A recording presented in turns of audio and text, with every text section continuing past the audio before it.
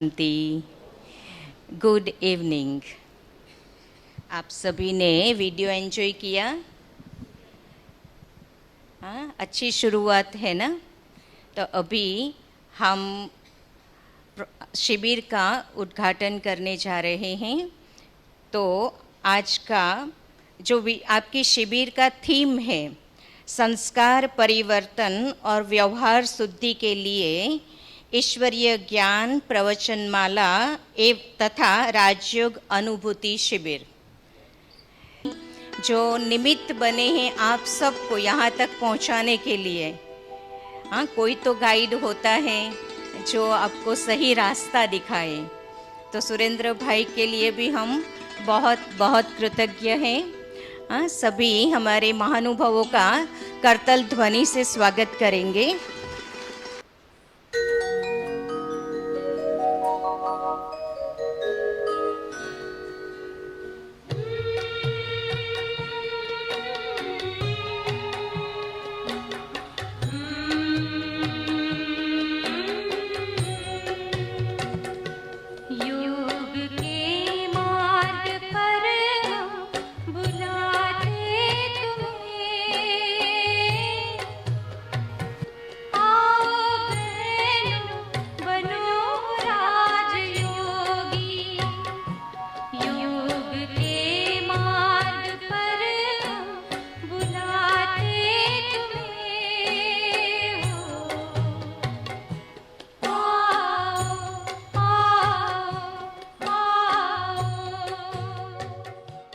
आशरा बहन को आमंत्रित करती हूँ, वो गीत प्रस्तुत करेंगे।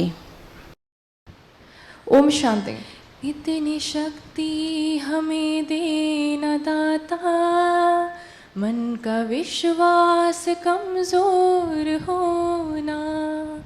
इतनी शक्ति हमें देना दाता, मन का विश्वास कमजोर होना। हम चले नेक रास्ते पे हमसे भूल कर भी कोई भूल होना। इतनी शक्ति हमें देना दाता, मन का विश्वास कमजोर होना। दूर अज्ञान के हो अंधेरे, तो हमें ज्ञान की रोशनी दे। हर बुराई से बच के रहे हम, जितने भी दे भली जिंदगी दे। बैर होना किसी का किसी से, भावना मन में बदले की होना। हम चले नेक रास्ते पे हमसे भूल कर भी कोई भूल होना।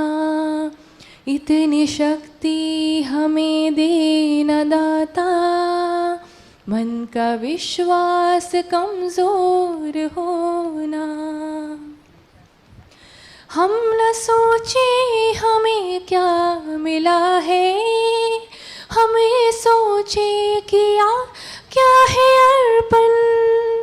फूल खुशियों की बांटे सभी को, सबका जीवन भी बन जाए मधुबन। अपनी करुणा का आंसू बहा के, कर दे पावन हर एक मन का कोना। हम चले नेक रास्ते पे हमसे भूल कर भी कोई भूल होना। इतनी शक्ति हमें देना दाता, मन का विश्वास कमजोर होना। हम चले नेक रास्ते पे हमसे भूल कर भी कोई भूल होना। इतनी शक्ति हमें देना दाता, मन का विश्वास कमजोर होना। मन का विश्वास कमज़ोर होना, मन का विश्वास कमज़ोर होना। ओम शांति। श्रबेन ने गीत गाया और जोरदार ताली से उनको अभिनंदन करें। अभी मैं अमिताबेन को आमंत्रित करती हूँ मंच पर हमारे आदरणीय मृत्युंजय भाई, सुरेंद्र भाई का स्वागत करें। कुमारी अमीख्या वेलकम डांस प्रस्तुत करेगी। कुमारी अमीख्या।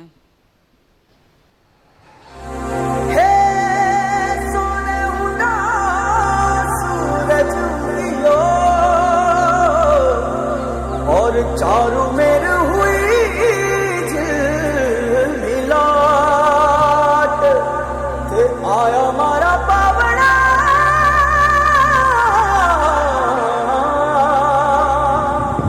के स्वागत करावे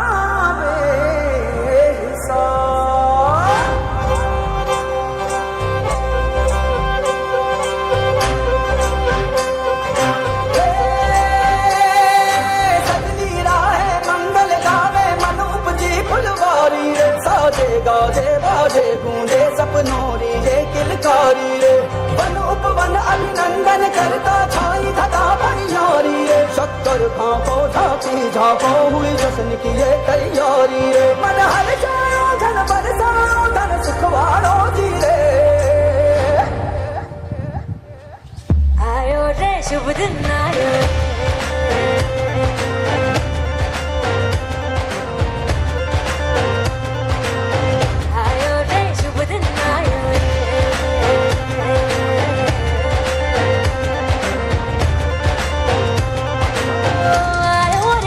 दिन आयो रे,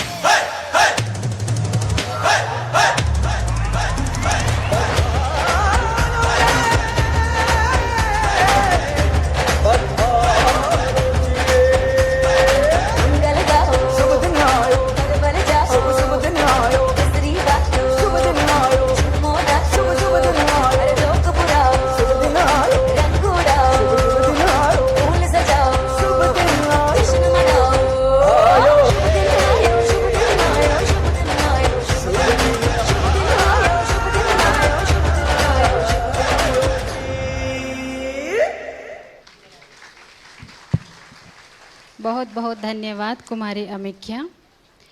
अभी इस राजयोगा रिट्रीट का ऑफिशियल इनॉग्रेशन दीप जलाकर हम करेंगे। शुभ संकल्पों के दीप जलाएं अपने अपने मन में। चंडीगढ़ से विवेक भाई जी से भी रिक्वेस्ट है, आप भी कैंडल लाइटिंग के लिए स्टेज पर आ जाएं। अपने मन में जग उजियारा होगा प्रेम से, सुख ही सुख कण कण में। शुभ संकल्पों के दीप जलाएं।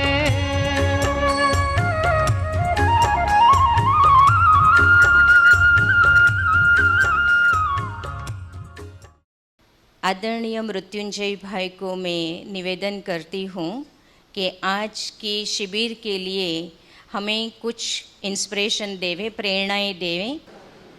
ओम शांति।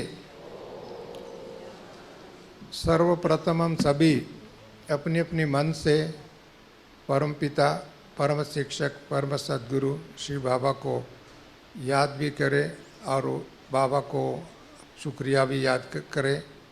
साथ साथ में इस ईश्वरीय विश्वविद्यालय की बाप दादा का रथ प्रजापिता ब्रह्मा बाबा, अव्यक्त ब्रह्मा बाबा और सभी दादियों को याद करते हुए आज के इस विशेष कार्यक्रम में संचालित करने वाले हमारे आदरणीय प्रवीणा बहन, सविता बहन और हमारा विशेष मित्र ईश्वरीय परिवार में बहुत नामी ग्रामी सुरेंद्र भाई और उनकी परिवार की भाई बहन और डॉक्टर मित्तल भाई जी और हरियाणा के कोने कोने से विशेष करके इनकी परिवार, इनकी मित्र मंडली और अन्य लोग भी आए हुए और ओडिशा से भी, कटक से, भुवनेश्वर से, अन्य स्थानों से भी आए। इन सब को अपने तरफ से, समस्त ईश्वरी परिवार की तरफ से, बाप दादा की तरफ से, दादियों की तरफ से हार्दिक स्वागत करता हूँ, अभिनंदन करता हूँ, अभिवादन करता हूँ। मुझे बहुत खुशी है आप सभी राजयोग शिविर का अनुभव करने के लिए, शिविर करने के लिए और इसके शिविर के माध्यम द्वारा अपने आप को पहचानने के लिए, परमात्मा को पहचानने के लिए, परमात्मा की शिक्षा को अनुभव करने के लिए और परमात्मा ने हम बच्चों को इस समय में क्या शिक्षा दे रहे हैं, क्या वरदान दे रहे हैं, क्या कार्य कर रहे हैं, हमारा जीवन का लक्ष्य क्या, इन सभी बातों को इधर प्रकाश डाला जाएगा। साथ साथ में अभी अभी हमारा एक बहन जी गीत के माध्यम द्वारा हमारा मन क्या नहीं होना चाहिए, मन को शक्ति दो दाता, परमात्मा से शक्ति मांगे। और मन जो भटकता है, किस किस का मन भटकता है, हाथ खड़ा करें। सबका मन भटकता है। जो भटकता है तब है, शक्ति नहीं तो भटकता है। शक्तिवानों का मन भटकता नहीं, उसका गुरी होता है, उसका निश्चय होता है, उसका निश्चित कार्य को करने के लिए उनको उसका यूज़ करते हैं। भटकता तब है जब मनुष्य आत्मा को, अपने आप को भूल जाता है, अपने स्वधर्म को भूल जाता है, अपने कर्तव्य को भूल जाता है, अपनी शक्ति को भूल जाता है, अपने गुणों को भूल जाता है और परचिंतन करता है, तब तो मन भटकता है। भटकता है ना। जब मन भटकता है तो आपका खुशी गायब हो जाता है, शांति गायब हो जाता है, स्नेह और प्रेम गायब हो जाता है और अन्य अनेक बातों में उसमें दुख भी आ सकता है, बीमारी भी हो सकता है, अनेक प्रकार का बीमारी का जड़ हो सकता है। इसके लिए साइकोसोमेटिक डिसीजेस, हर डिसीजेस के पीछे हमारा मन कारण है। मन कारण होने के कारण हमारा अन्य कार्य में, चाहे हमारे संबंधों में, हमारा आहार विहारों में, अपनी अन्य सेवा में भी उसका बहुत महत्वपूर्ण पात्र होता है। इसके लिए आप सभी इस बात को जानने के लिए, पहचान करके उस बीमारी के, मन की बीमारी को, मन की कमज़ोरी को, मन की दुर्बलता को, मन की शक्तिहीनता को और मन में क्रिएट होने वाले अशांति, दुख और भय और चिंता, रोग आदि को मुक्ति देने के लिए आप लोग आए। इसके लिए आए हैं ना इधर। और इसके लिए पहाड़ी को देखने के लिए नहीं और दीवारों को देखने के लिए नहीं, इधर ऐसी एक आध्यात्मिक शिक्षा दे करके, ले करके, अनुभव करते हुए आपको मन को शक्तिशाली बनाने के। जहाँ मन शक्तिशाली होता है तब ऑटोमेटिकली तन भी शक्तिशाली होता है, तन भी आरोग्यशाली होता है, तन भी दूसरों को अच्छे कार्य करने के लिए यूज़ होता है। मन कमज़ोर होता है तो हर चीज़ कमज़ोर हो जाता है। इसके लिए किस किस को क्रोध नहीं आते हाथ खड़ा करें। वो सबको मास्टर्स है, क्रोध आता ही है। जब क्रोध क्या इंडिकेट करता है? कमज़ोरी को इंडिकेट करता है, वह शक्ति को इंडिकेट करता है। जब मन में क्रोध आता है तो हम दूसरों का अवगुणों को देख करके, दूसरों को बात देख करके, दूसरों को चिंता दे करके, दूसरों ने गलत काम करता है, चाहे आपका अपमान भी करे, निंदा भी करे, वह अन्य बातों को देख करके अपना मन खराब करते। अपना मन खराब होते तो सबसे पहले किसकी चेहरा खराब होता है? खुद को भी चेहरा। हम सभी बुद्धिमान हैं, विवेकवान हैं, इसके लिए यूनिवर्सिटी, स्कूल से लेकर के यूनिवर्सिटी तक पढ़ते हैं, डिग्री लेते हैं, अपने मन खराब करने के लिए नहीं है, अपने चरित्र को खराब करने के लिए, अपने चेहरे को खराब करने के लिए, अपने चेहरे को शक्तिशाली बनाने के लिए, अपने चेहरे सदा प्रसन्नचित्त होकर के रहने के लिए। इसके लिए मन को, कमज़ोर को, ये दुर्बलता को कमी करना, अर्थात क्रोध से मुक्त होना और भय से मुक्त होना। जब क्रोध होता है और भी अनेक बातें आ जाते हैं, ईर्ष्या, द्वेष, नफरत आदि आदि। जब नफरत आता है तो संबंधों में मधुरता नहीं होगी, संबंधों में प्रेम नहीं होगी, संबंधों में स्नेह नहीं होगा, संबंधों में सहयोग नहीं होगा, संबंधों में कटुत्व आ जाता है। जब कटुत्व आता है अनेक बातें और भी आ जाए। इसके लिए इस समय में सारी दुनिया की तरफ हम नज़र डाल के देखें, हर आत्मा के अंदर ये बीमारी बहुत व्यापक है और ये बीमारी एक से एक मिल कर के उसको तो सारी दुनिया में ये बीमारी फैला हुआ। इस मन की बीमारी को और अनेक अदर बीमारी को में मुक्ति दिलाने के लिए आध्यात्मिक शिक्षा, आत्मिक शिक्षा, परमात्मा की शिक्षा, अपनी शक्ति का पहचानना और उसको कैसे यूज़ करना, किस बात में यूज़ करना, इन सारी बातों को इस राजयोग एक सल्यूशन है। राजयोग हमको राजा बनाते हैं। किसकी राजा बनाते हैं? अपने मन की राजा बनाते हैं, अपने कर्मेंद्रियों पर राजा बनाता है, अपने पर्यावरण और प्रकृति के ऊपर राजा बनाते हैं, अल्टीमेटली विश्व का राजा बनाते हैं। अर्थात राजा का मन शक्तिशाली होता है तो अर्थात वो दुख से, भय से दूसरों को भी मुक्ति करा करके दूसरों को प्रेरणा दे सकते हैं, दूसरों को आशीर्वाद दे सकते हैं, दूसरों को शक्ति दे सकते हैं, दूसरों को हिम्मत बढ़ा सकते हैं। हिम्मत है बच्चे, मदद है बाप। ऐसी हिम्मत दिलाने के लिए सबसे बड़े कदम क्या है? मन की कदम। मन की कदम आगे बढ़ता है तो पाँव भी चलता है, हाथ भी चलता है और भी कुछ चलता है। इसके लिए तन मन धन सब उसी दिशा में चलता है। इसके लिए मन जीते जगत जीते, मन जीते और सबको जीत सकता है। इसके लिए सबसे पहले मन जीतने की विधि क्या होगा? मन जीतने के लिए मन को मनमनाभाव बनाओ, मन को सरेंडर करो, परमात्मा को सरेंडर कर दो। आपका मन को परमात्मा को सरेंडर कर दो। परमात्मा ने जो शिक्षा देता है उसको पठन करो, उसको अध्ययन करो, उसका चिंतन करो, उसको शेयर करो, उसकी दिशा में आप चाहते मन ऑटोमेटिकली शक्तिशाली आता है, शक्तिशाली बन जाए। मन शक्तिशाली होगा तो वो ऑटोमेटिकली वो फरिश्ता बन सकता है, देवता बन सकता है, महान आत्मा बन सकता है, पूज्य आत्मा बन सकता है, देव आत्मा बन सकता है। ऐसे हम आत्माभिमानी बन करके इन सभी स्टेटस को हम हासिल कर सकते हैं, देव पद प्राप्त कर सकते हैं। फरिश्ता अर्थात सदा लाइट में स्थिति में रहना, अभिमान और अपमान के चक्कर से मुक्त होना, भय और चिंता और दुख से मुक्त होना, पाप और संकट से मुक्त हो जाना। और ऐसी परिस्थिति हो जाए, वातावरण हो जाए, वायुमंडल हो जाए, ऐसी वायुमंडल को भी दूर करने के लिए विधि जो है हम विधि बनाते हैं तो सबसे पहले मन को शक्तिशाली बनाएं। इसके लिए मन को शक्तिशाली बनाना अर्थात हम सभी क्या करना पड़ेगा? राजयोग सीखना पड़ेगा। राजयोग ऐसी है जो राजयोग बच्चे भी सीखते हैं, बूढ़े भी सीखते हैं, जवान भी सीखते हैं, अशिक्षित भी दुनिया के हिसाब से। और भले स्थूल बातों को स्थूल शिक्षा नहीं है परंतु राजयोग शिक्षा का अनुभव होता है, वो तो राजा बन सकते हैं, वो तो देवता बन सकते हैं, महान आत्मा बन सकता है। इसके लिए मन की शक्तिशाली बनाने की विधि में अनेक प्रकार के अष्ट शक्तियों का भी हमारा जीवन में अनुभव कर सकता है। और अष्ट शक्ति आपके पास है तो अष्ट देवी बन सकता है, इष्ट देवी बन सकता है। देवी देवताओं के पास क्या था? अस्त्र शस्त्र नहीं था, अष्ट शक्ति थे। और उनके पास अस्त्र शस्त्र भी तब है उनके अंदर शक्तिशाली आत्मा बनने के कारण। इसके लिए हम सबको अष्ट शक्तियों का परमात्मा इस समय में वरदान के रूप में दिया है। और अष्ट शक्ति क्या क्या चीज़ है और कैसे यूज़ करना, कैसे प्रयोग करना, कब प्रयोग करना, किस के ऊपर विजय पाने के लिए प्रयोग करना, इन सभी बातों के ऊपर इस राजयोग शिविर में आप सबको प्रशिक्षण मिलेगा। आप सभी बहुत बहुत बहुत भाग्यशाली आत्मा है। इधर आना ही एक भाग्य का निशानी है। इधर पाँव रखना ही उनके एक कदम, श्रेष्ठ कदम, पवित्र कदम, पावन कदम आगे बढ़ना, इसका अनुभव करने का विधि है।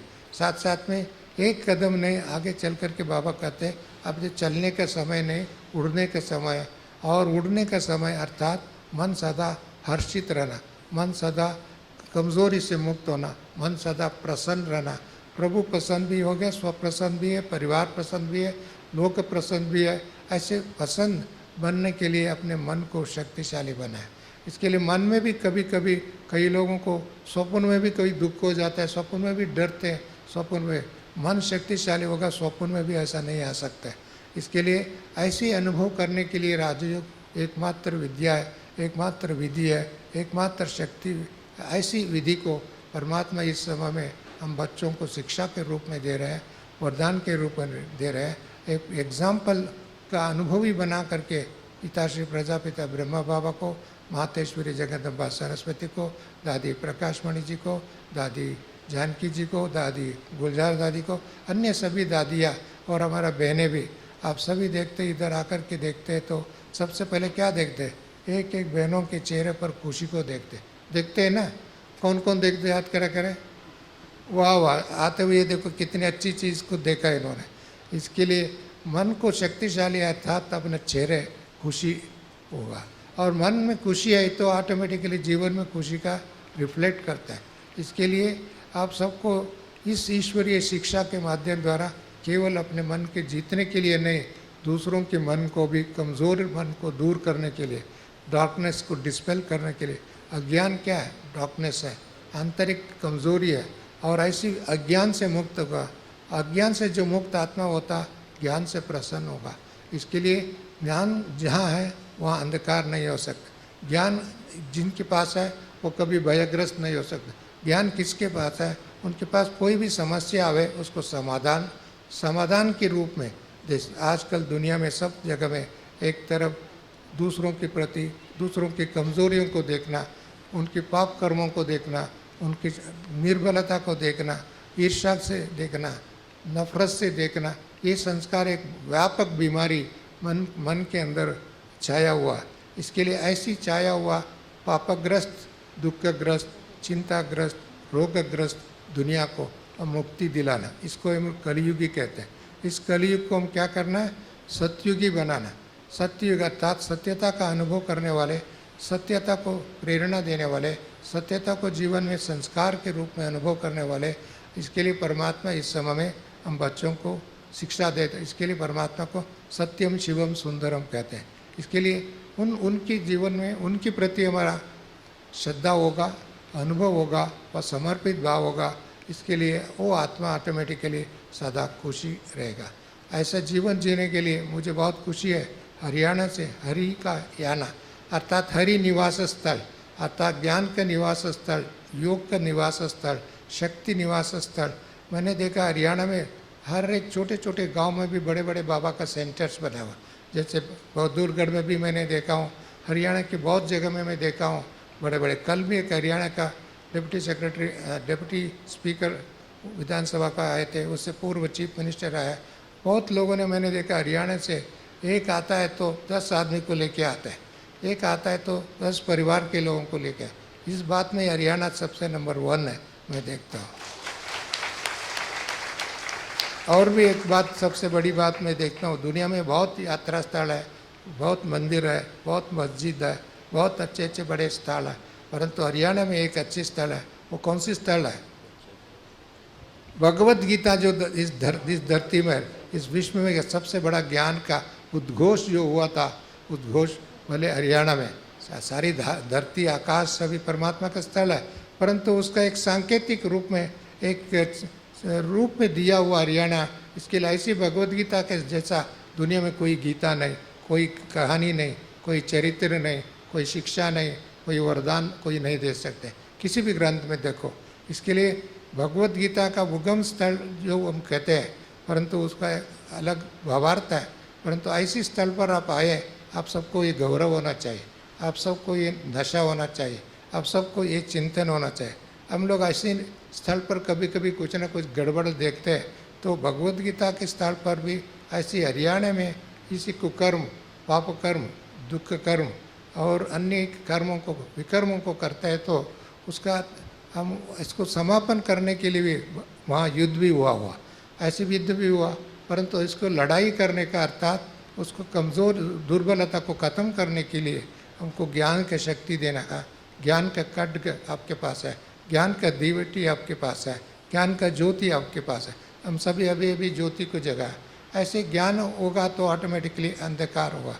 अंधकार को लाठी से मारने से नहीं जाएगा, एक दीप जलाएंगे, अर्थात मन की दीप जलाने के लिए डेली आपको अमृत वेले उठ करके बाबा को याद करना होगा, बाबा का मुरली पढ़ना होगा, बाबा का मुरली को मंथन करना होगा। बाबा का मुरली अर्थात ज्ञान है, उसको दूसरों को बांटना होगा। बांटने से बढ़ता है, देने से दानवत्व से खत्म होकर के देवत्व का ऑटोमेटिकली प्राप्त होता है। इसके लिए ऐसी शिक्षा, ऐसी विधि इधर देखने को मिलेगा आपको। मैंने जब इस ईश्वरीय विश्वविद्यालय में प्रवेश किया था, बहुत साउथ इंडिया में 1968 में, अभी साकार बाबा था, उधर में बहुत छोटा था, कॉलेज में पढ़ता था, तब इस ईश्वरीय शिक्षा मुझे प्राप्त हुई।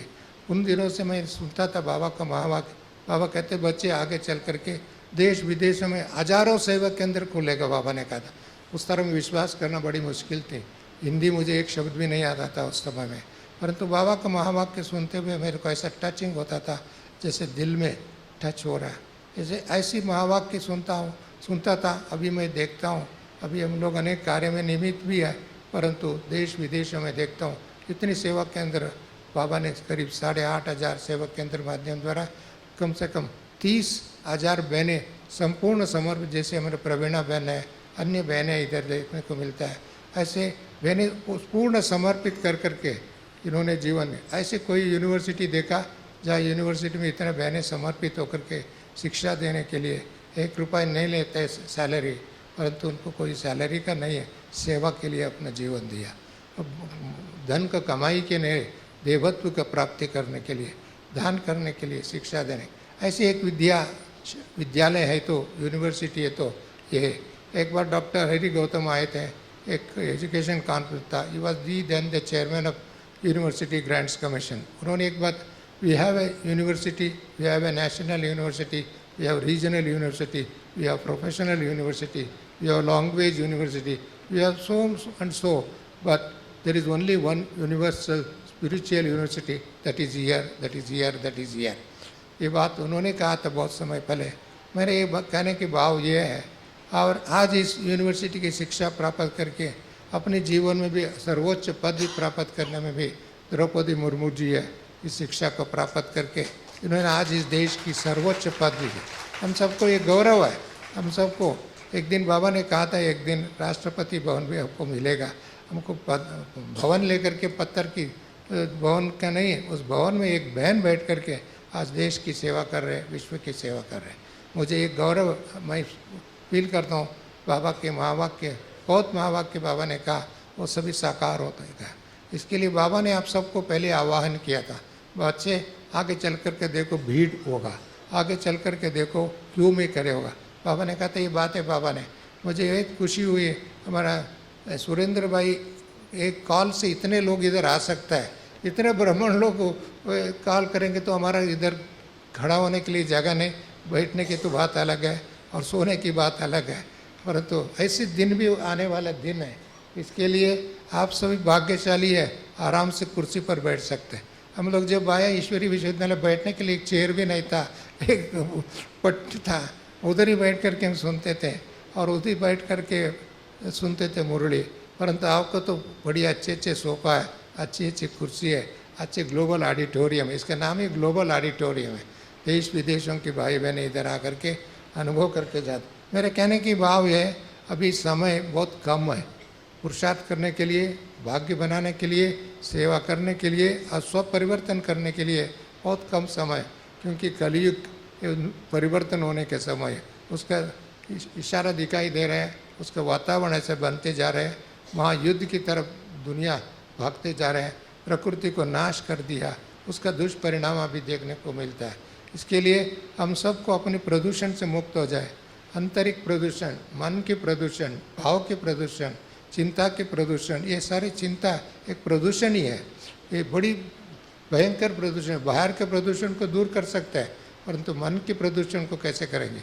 उसके लिए योग चाहिए, उसके लिए आध्यात्मिक शिक्षा चाहिए, उसके लिए साधना चाहिए, उसके लिए दृढ़ संकल्प चाहिए, उसके लिए पर्याप्त समय भी देना चाहिए।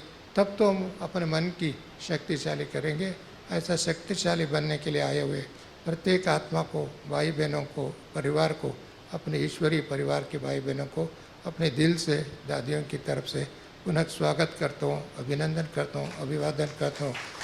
विशेष हमारा सुरेंद्र भाई को और उनके परिवार के भाई बहनों को भी मैं धन्यवाद देता हूँ। आपने इतना बड़ा पुण्य का काम किया, इतने लोगों को लेके आया, ये बड़ी हिम्मत है। बाबा कहते हिम्मत ते बच्चे, मदद ते बाप। उसका हिम्मत और एक कदम आगे, बाबा 1000 कदम आगे ले जाते हैं।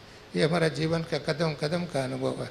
इसके लिए आप सबको बहुत बहुत धन्यवाद, बधाई। ओम शांति। तो भाई साहब को हम बहुत बहुत धन्यवाद देते हैं। इतने व्यस्त रहते हुए भी भाई साहब हमारे मध्य में आए, इसके लिए हम बहुत बहुत शुक्रगुजार हैं। सुरेंद्र भाई को मैं आमंत्रित करती हूँ, भाई साहब को मोमेंटो देना चाहते हैं और ये भाई साहब का ही स्वरूप है। भाई साहब स्वयं भी विघ्न विनाशक हैं, तो उनको आप सब की तरफ से भाई साहब को ये मोमेंटो दिया जा रहा है। इन्हीं खुशी के लम्हों को आगे बढ़ाते हुए हमारे बीच मधुरवाणी ग्रुप के हमारे डिवाइन ब्रदर्स पहुँचे हैं। आप सबके स्वागत में दिल से इन्होंने एक गीत तैयार किया है जो आप सभी के सामने प्रेजेंट करेंगे। आदरणीय सतीश भाई जी एंड ग्रुप मधुरवाणी। बड़ा भाग्यवान परिवार है बहादुरगढ़ परिवार। समय समय पर सुरेंद्र भाई पूरा ग्रुप लेकर के अपने सभी संबंधी भाई बांधो सबको लेकर पहुंचते हैं और यहाँ पर प्रभु मिलन कराते हैं। बड़ा पुण्य का काम करते हैं। Charity begins at home. जोरदार तालियों से अभिनंदन करें।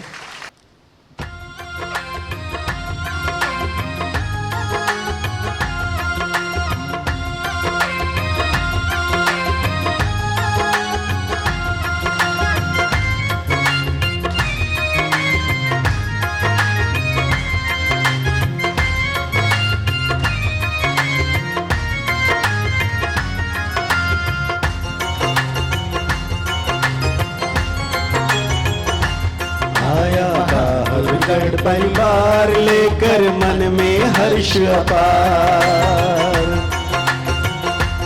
आया बहादुरगढ़ परिवार लेकर मन में हर्ष अपार। भाई सुरेंद्र मन के अंदर लाए सुंदर सोच विचार। आब तीर्थ पर लाए दिखाए ईश्वर का संसार। आब तीर्थ पर लाए दिखाए ईश्वर का संसार। आपका स्वागत सौ बार है अभिनंदन बारंबार। आपका स्वागत सौ बार है अभिनंदन बारंबार।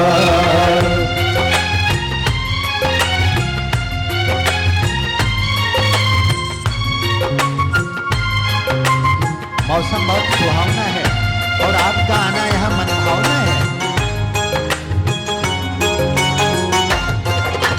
राजयोग से जन्म जन्म के कष्ट सभी कट जाते हैं। रोग शोक और दुख अशांति के नाम निशा मिट जाते हैं। राजयोग से जन्म जन्म के कष्ट सभी मिट जाते हैं। रोग शोक और दुख अशांति के नाम निशा मिट जाते हैं। भारत का प्राचीन योग फिर हो रहा है साकार। आया बहादुरगढ़, आया बहादुरगढ़ परिवार लेकर मन में हर्ष अपार।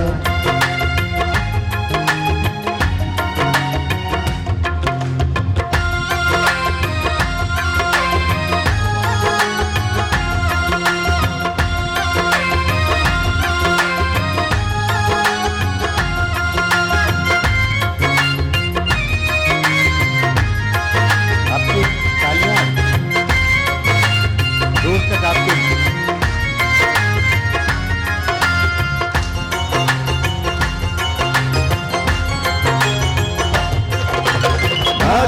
भाग्यवान ही कोई यहाँ भगवान के दर आता, वरना कोई चाह कर भी यहाँ पहुँच नहीं पाता।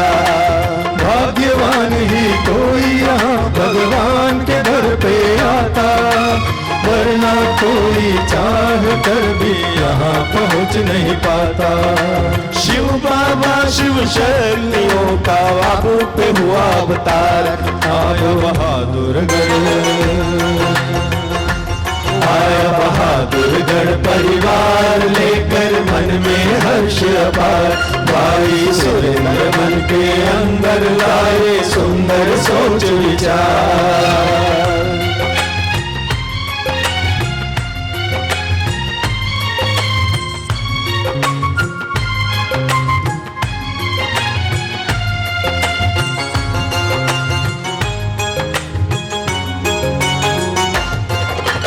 पुण्य काम शुरू होता घर से तभी आपको लाए, प्रभु से मिलाकर अपना अपनों का भाग्य जगाए। पुण्य काम शुरू होता घर से तभी आपको लाए, प्रभु से मिलाकर अपना और अपनों का भाग्य जगाए। वाह वाह भाई बधाइयाँ दे रही है मस्त बहार, आया बहादुरगढ़, आया बहादुरगढ़ परिवार लेकर मन में हर्ष अपार। भाई से मन के अंदर लाए सुंदर सोच विचार। आओ युद्ध पर लाए दिखाए ईश्वर का संसार, का स्वागत सौ बार है अभिनंदन बारंबार। आपका स्वागत सौ बार है अभिनंदन बारंबार। आपका स्वागत सौ बार है अभिनंदन बारंबार।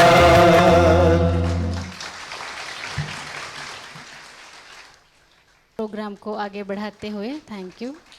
मैं रिक्वेस्ट करती हूँ आदरणीय राजयोगिनी प्रवीणा दीदी जी को, ब्रह्म कुमारीज जो ईश्वरीय विश्वविद्यालय वर्ल्ड स्पिरिचुअल यूनिवर्सिटी के नाम से जाना जाता है, उसका हमको परिचय दे। साथ ही साथ इस जो राजयोगा रिट्रीट है, इसका लक्ष्य उद्देश्य भी हमको समझाए कि कौन से लक्ष्य से इस राजयोगा रिट्रीट को हम करें। दीदी 81 से ज्ञान में है, नियरली 25 कंट्रीज़ में ईश्वरीय सेवार्थ दीदी का जाना हुआ है। Round of applause. और दीदी को हमने जब से देखा है अपने डिसिप्लिन में दीदी बहुत पक्के हैं, प्यूरिटी के एग्जाम्पल है, गुड लीडर भी है। जैसे छोटी छोटी मेरे जैसे बहनें जब हम आते हैं यज्ञ में, उनको सिखाना, आगे बढ़ाना। कई बहनों को जो विदेश में सेवाओं में गए हैं उनको भी गाइड कर, कई बहनें इनके थ्रू बोलते हैं कि प्रवीणा दीदी ने हमको भेजा था, तो इनके थ्रू कई बहनें विदेशों में जाकर सेवाएं करते हैं। दीदी हेडक्वार्टर के सीनियर राजयोगा टीचर भी है, अकाउंट्स डिपार्टमेंट में भी अपनी सेवाएं देते हैं। और विशेष इनका दादी जानकी जी के साथ भी सेवा करने का सौभाग्य प्राप्त हुआ है। तो ऐसे एक मल्टी टैलेंटेड विशेष पर्सनालिटी राजयोगिनी प्रवीणा दीदी हमारे बीच उपस्थित है। मैं उनसे रिक्वेस्ट करती हूँ ब्रह्म कुमार इसको इंट्रोडक्शन दे और साथ ही साथ इस रिट्रीट का उद्देश्य भी हम सबको समझाए। आदरणीय प्रवीणा दीदी जी। ओम शांति। परम आदरणीय सुरेंद्र भाई जी, आदरणीय डॉक्टर मित्तल साहिब जी और हमारी मीठी प्यारी आदरणीय सविता बहन और आप सभी का भी मैं बहुत बहुत दिल से स्वागत करती हूँ। अगर आपसे पूछा जाए कि आप ब्रह्मा कुमारी ईश्वरीय विश्वविद्यालय को जानते हो तो आप क्या कहेंगे? हाँ, जानते हैं? सिर्फ नाम सुना है या फिर कहेंगे हाँ हम शिवानी बहन को सुनते हैं, ऐसा है? हाँ, तो ब्रह्मा कुमारी ईश्वरीय विश्वविद्यालय ये नाम कैसे आया, इस संस्था की स्थापना करने की आवश्यकता क्यों पड़ी? मैं एक एग्जाम्पल देकर के आपको बताना चाहती हूँ कि एक समय था जो परमात्मा ने बहुत ही सुंदर गार्डन बनाया था, लेकिन समय रहते वो गार्डन की अच्छी तरह से संभाल नहीं की गई, तो वो गार्डन क्या बन गया? अगर हम अपने घर में भी गार्डन की संभाल नहीं करते हैं तो क्या होता है? जंगल बन जाता है। तो ऐसे ही ये संसार की हालत भी हुई कि वो गार्डन एक जंगल का रूप ले लिया, और जिस जंगल के अंदर क्या क्या होता है, जंगल में अगर ध्यान नहीं दिया जाता है तो कांटे भी उगते हैं और हिंसक पशुएं भी आ जाते हैं। फिर समय रहते परमात्मा को फिर ख्याल आया कि वे जंगल को वापस मुझे गार्डन का रूप देना है। तो फिर उन्होंने क्या किया? परमात्मा ने अवतरित हो करके वो गार्डन, वो जंगल से ऐसे पौधे को अलग किया, और वो पौधे जिसमें उम्मीद रखी जाए कि ये पौधे वापस अच्छे से फलीभूत हो सकता है, जिसमें अच्छे फ्लावर्स आ सकते हैं, फल आ सकते हैं, ऐसे पौधों को अलग किया। एक नर्सरी बनाई और नर्सरी बना करके जंगल को ख़त्म करके वापस पौधों को लगाया, और वापस वो जंगल गार्डन का रूप ले लेता है। ऐसे ही परमात्मा ने जो ये संसार बनाया था वो स्वर्ग था, सतयुग था, लेकिन धीरे धीरे वो संसार की सेवा अच्छी तरह से संभाल नहीं की गई, तो वो सतयुग धीरे धीरे करके कलयुग में परिवर्तित हो गया। और आज हम संसार में देखते हैं कि दुख देने वाले हिंसक पशुएं भी हैं। हम एक दूसरों को अपने शब्दों के माध्यम से भी कांटे लगाते रहते हैं। तो परमात्मा को ये जंगल को वापस गार्डन का रूप देने के लिए प्रजापिता ब्रह्मा के तन का आधार लेना पड़ा, और हमें अपनी भाषा में, जिस भाषा को हम समझ सकते हैं, वो भाषा में आ करके उन्होंने अपना परिचय दिया। 1936 में ये संस्था का शुभारंभ हुआ। परमात्मा ने परकाया प्रवेश करके ये आध्यात्मिक ज्ञान को शुरू किया, एक परिवार से शुरू किया। आपको आगे चल कर के आपके लेसन में बताया जाएगा कि प्रजापिता ब्रह्मा कौन है। एक माध्यम है जिस माध्यम के द्वारा 1936 में परमात्मा ने ये आध्यात्मिक विद्यालय की शुरुआत किया। शुरुआत में इसका नाम तो ओम मंडली था, लेकिन बहुत छोटे से रूप में ओम मंडली की शुरुआत हुई थी। परमात्मा ने एक बोर्डिंग स्कूल खोली थी, छोटे छोटे बच्चे भी आकर के वहाँ ये आध्यात्मिक ज्ञान साथ साथ में वर्डली नॉलेज भी ले सकते हैं। और इस रीति से धीरे धीरे ये संस्था की सिंध हैदराबाद में शुरुआत किया। लेकिन जब भारत और पाकिस्तान का पार्टीशन हुआ तो ये ये पाकिस्तान में थी, सिंध हैदराबाद में ये संस्था थी। लेकिन 1950 में भारत में माउंट आबू में ये संस्था का स्थानांतर हुआ, और यहाँ आने के बाद 300-350 के करीब भाई बहने पाकिस्तान से भारत में आए, क्योंकि माउंट आबू एक ऐसा स्थान है कि जहाँ राजाओं के बड़े बड़े पैलेसेस रहते थे, ताकि इतने सारे भाई बहने एक साथ रह सके।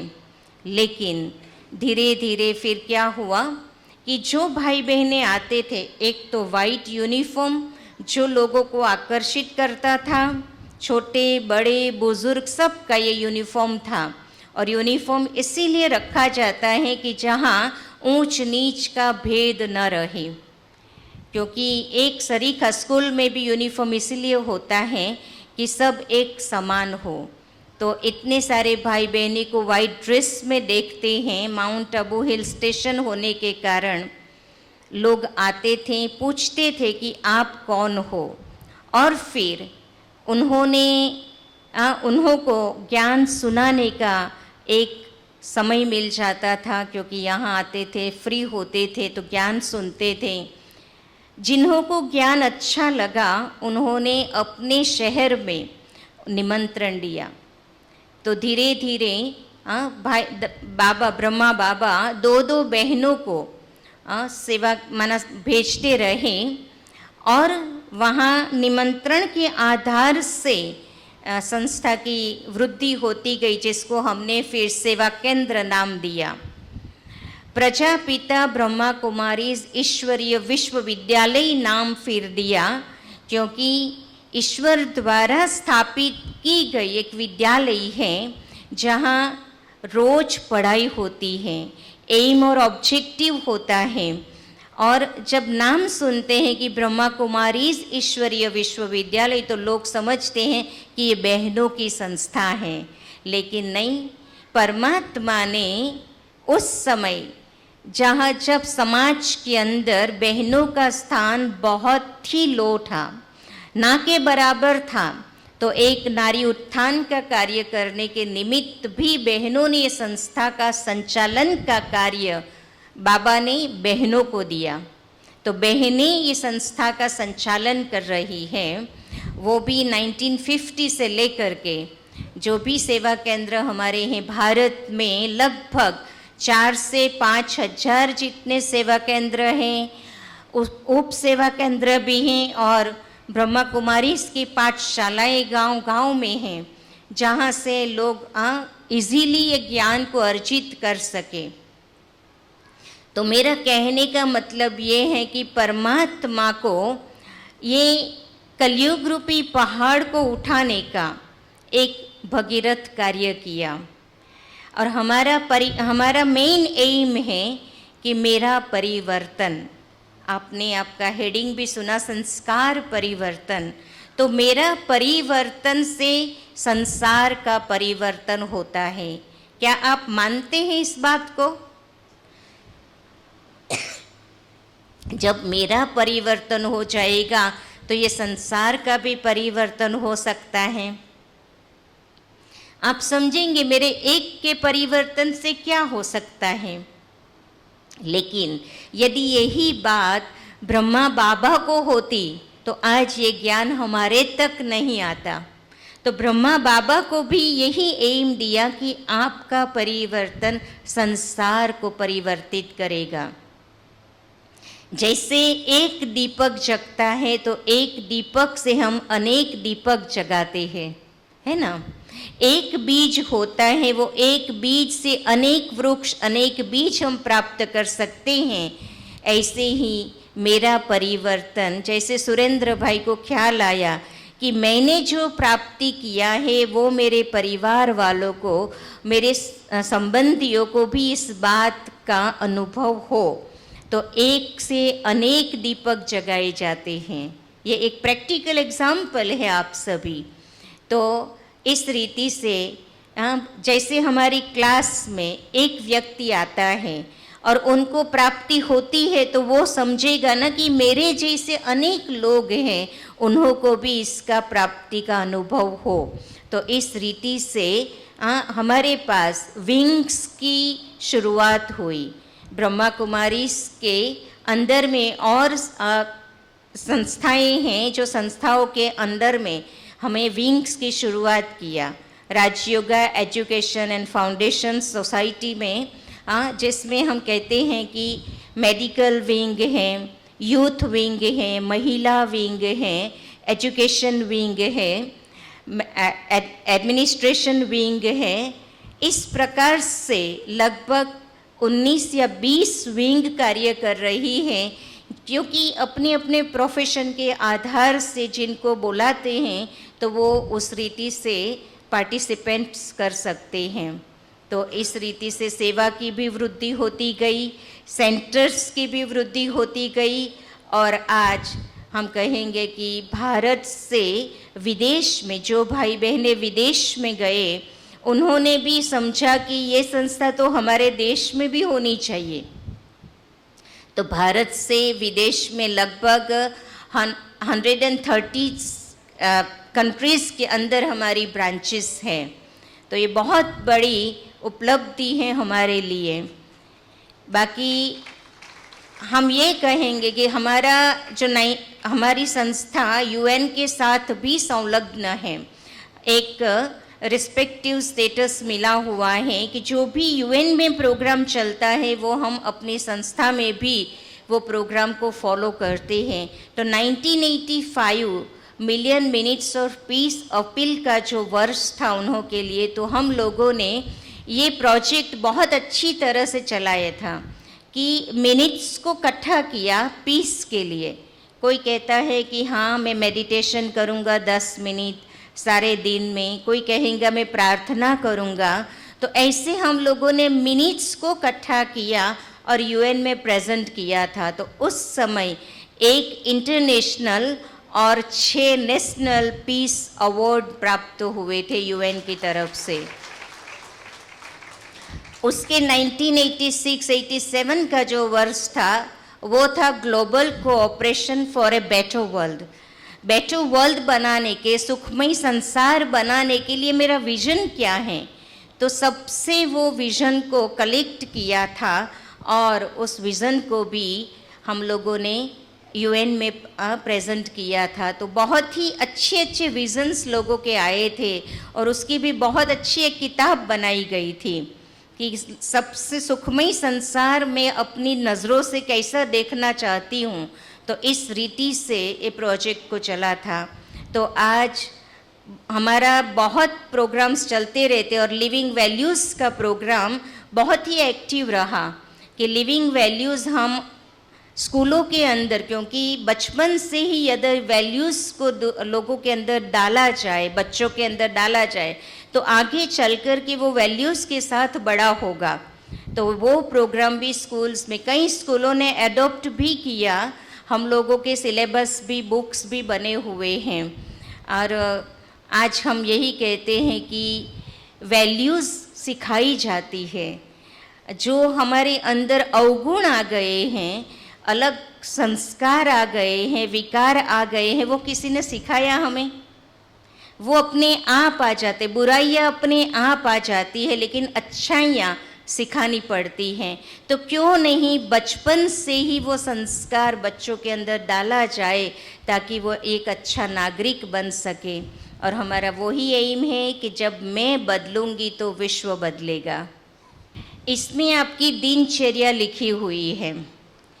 यदि आपको बहुत अच्छी तरह से अनुभव करना है तो कुछ बातें जो हमारे प्रिंसिपल्स के रूप में हैं, परमात्मा की अनुभूति करना चाहते हैं, तो इसके अंदर कुछ हाइलाइट्स की गई हैं कि जिसमें पहला नियम है ब्रह्मचर्य का पालन करना, क्योंकि परमात्मा से हम अनुभव करना चाहते हैं।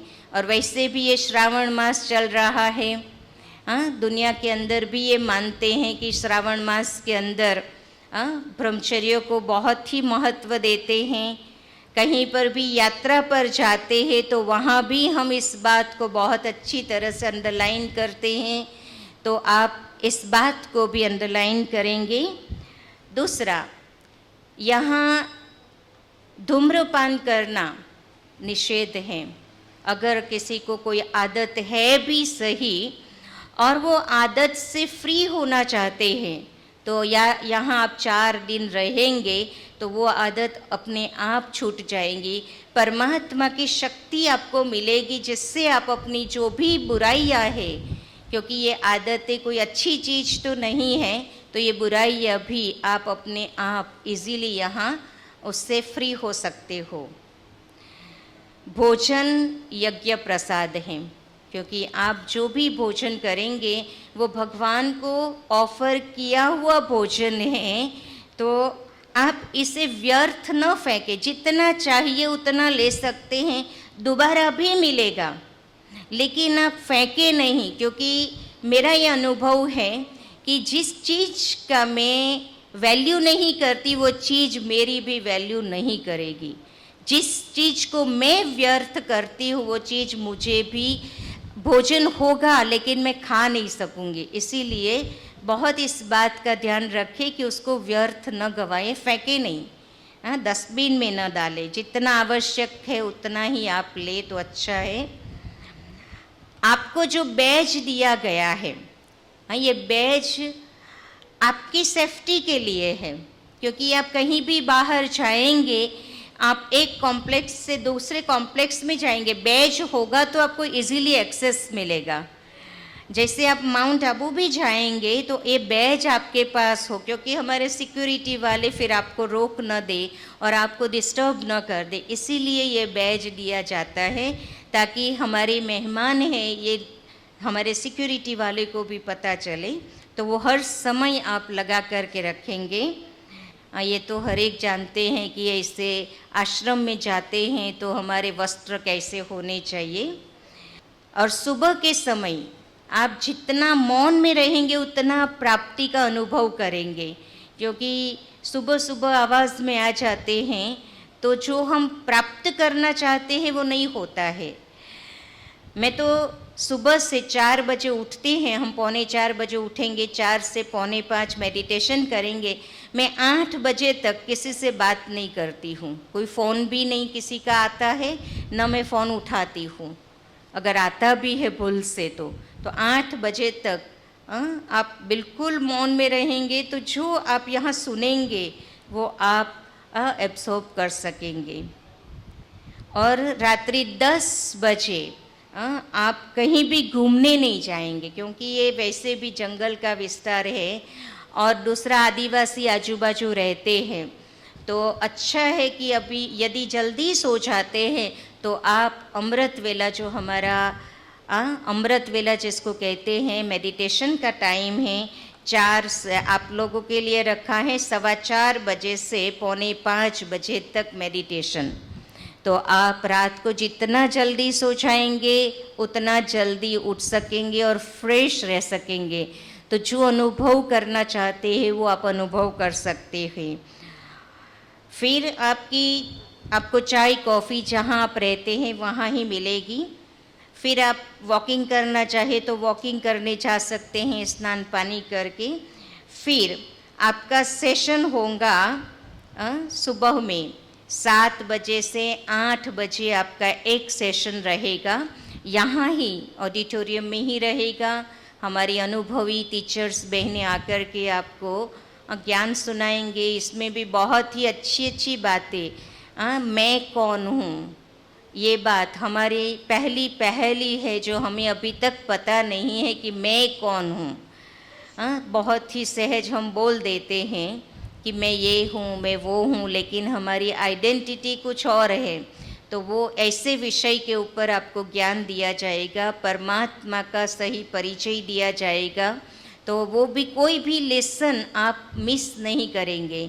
यहाँ आए हो आप, जैसे आबू दर्शन करने के लिए आते हैं तो वो तो हिल स्टेशन पर लोग आते हैं और होटलों में रहते हैं, लेकिन आप एक आश्रम में रह रहे हैं, एक आध्यात्मिक संस्था में रह रहे हैं, तो ज़रूर है कि आप समय निकाल करके आए हैं तो कुछ लेकर के जाएंगे अपने साथ। घूमने तो आप बाद में भी आ सकते हो, और एक दिन रखा भी है आपके लिए साइट सीइंग का।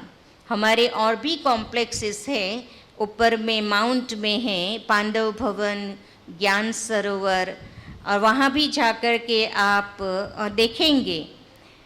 तो आबू दर्शन का दिन रखा हुआ है, तो जब यहाँ है तो यहाँ ही आप पूरा फोकस करेंगे।